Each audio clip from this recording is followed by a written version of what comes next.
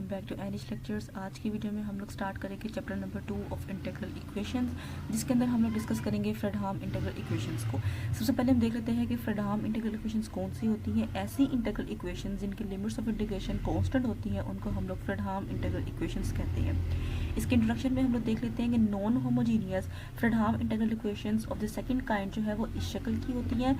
Second kind क्यों? क्योंकि यहाँ पे जो अननोन फंक्शन है वो इनसाइड द इंटीग्रल साइन भी मौजूद है और आउटसाइड द इंटीग्रल साइन भी मौजूद है। सेकंड बात, ये नॉन होमोजीनियस क्यों है? क्योंकि यहाँ पे एफ ऑफ एक्स यानी कि फंक्शन ऑफ एक्स जो है वो मौजूद है। फ्रेडहाम इंटीग्रल इक्वेशन क्यों है? क्योंकि यहाँ पे जो लिमिट्स ऑफ इंटीग्रेशन है वो ए बी यानी कि कांस्टेंट है।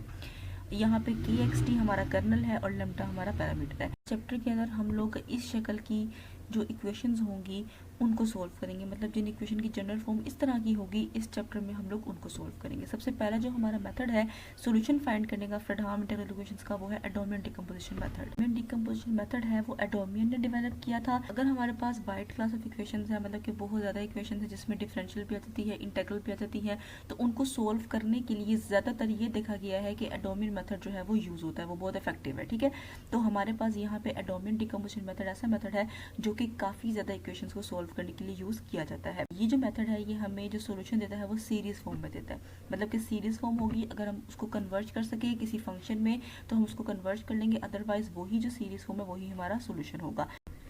अब यहाँ पे हमें पता है कि डिकम्पोजिशन मेथड के अंदर जो हमारे पास सॉल्यूशन आता है वो कुछ इस शक्ल का आता है। ठीक है ना।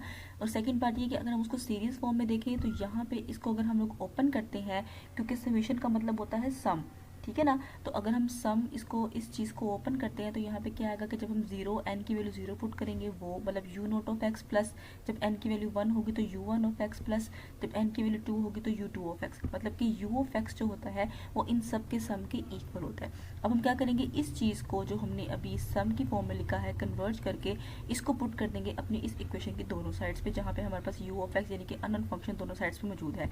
यहाँ पे पुट करेंगे इन टर्म्स ऑफ एक्स और यहाँ पे पुट करेंगे इन टर्म्स ऑफ टी। अब हमें पता है कि समेशन का मतलब होता है सम, तो हमने इसको रीराइट कर लिया ओपन करके, और यहाँ पे भी हमने इस तरह से किया कि एन की वैल्यू एक दफ़ा जीरो रख के इसको ओपन कर लिया, फिर वन रख के ओपन कर लिया, फिर टू रख के ओपन कर लिया, up to so on infinity.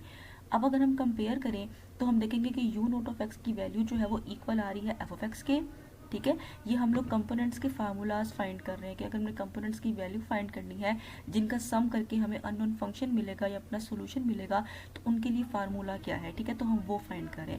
तो यहाँ पे यू नोट ऑफ एक्स जो है वो एफ एक्स के इक्वल है, यू वन ऑफ एक्स जो है वो इस पूरी टर्म के इक्वल है, यू टू ऑफ एक्स जो है वो इस टर्म के इक्वल है। इसी तरह जो सिलसिला है कंपेयरिंग का वो चलता रहेगा और हमारे पास हमारे अननोन कंपोनेंट्स की जो है वो वैल्यू आती रहेगी। हमने सारे फार्मूलाज को इस तरह से करके लिख लिया है।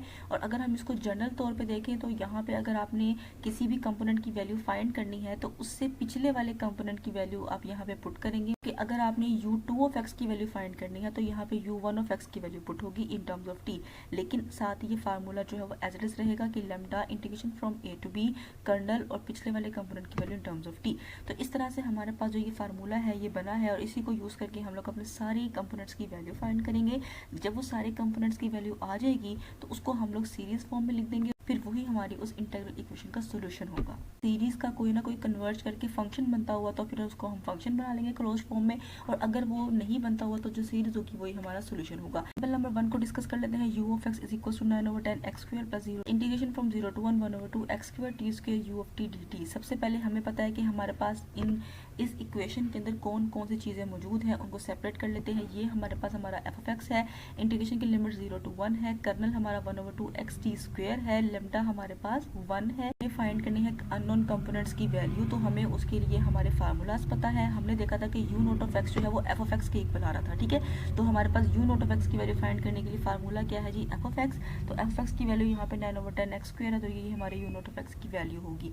अब हमने फाइंड करना है यू वन ऑफ एक्स की वैल्यू, तो उसका फार्मूला क्या होगा जी कि यहाँ पे यू वन ऑफ एक्स आएगा plus lambda integration from 0 to 1 kernel और पिछले वाले कंपोनेंट की value in terms of T.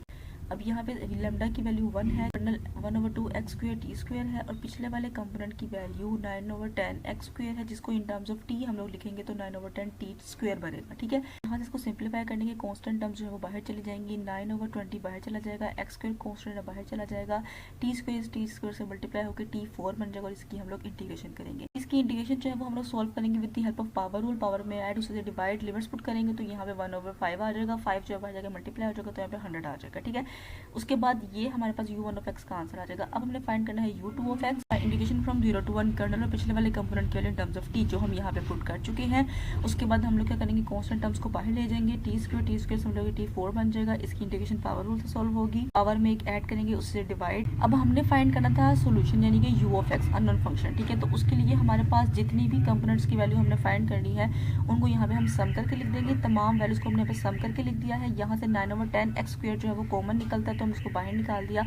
अंदर ये वाली सारी टर्म्स एज इट इज बच जाएंगी। यहाँ पे अभी एक इनफिनिट ज्योमेट्रिक सीरीज बन चुकी है तो इसके सम का फार्मूला लगाएंगे जिसके अंदर हमें a1 की वैल्यू चाहिए और r की वैल्यू चाहिए। तो a1 हमारे पास फर्स्ट टर्म होती है जो कि 1 है, और जो r होता है हमारे पास वो कॉमन रेशो होती है जो हम आगे वाली टर्म को पिछले वाली टर्म पे डिवाइड करके फाइंड आउट कर सकते हैं। तो यहाँ पे मैंने 1/10 फाइंड कर लिया है। अब सारी वैल्यूज हम यहाँ पे पुट कर देंगे, इसको सिंप्लीफाई करेंगे तो हमारे पास जो आंसर आएगा वो 10/9 आएगा। 9 9 से कैंसिल हो जाएगा, 10 10 से कैंसिल हो जाएगा, आपके पास सिर्फ x² बचेगा और यही आपके पास आपका सोल्यूशन है इस फ्रेडहाम इंटीग्रल इक्वेशन का।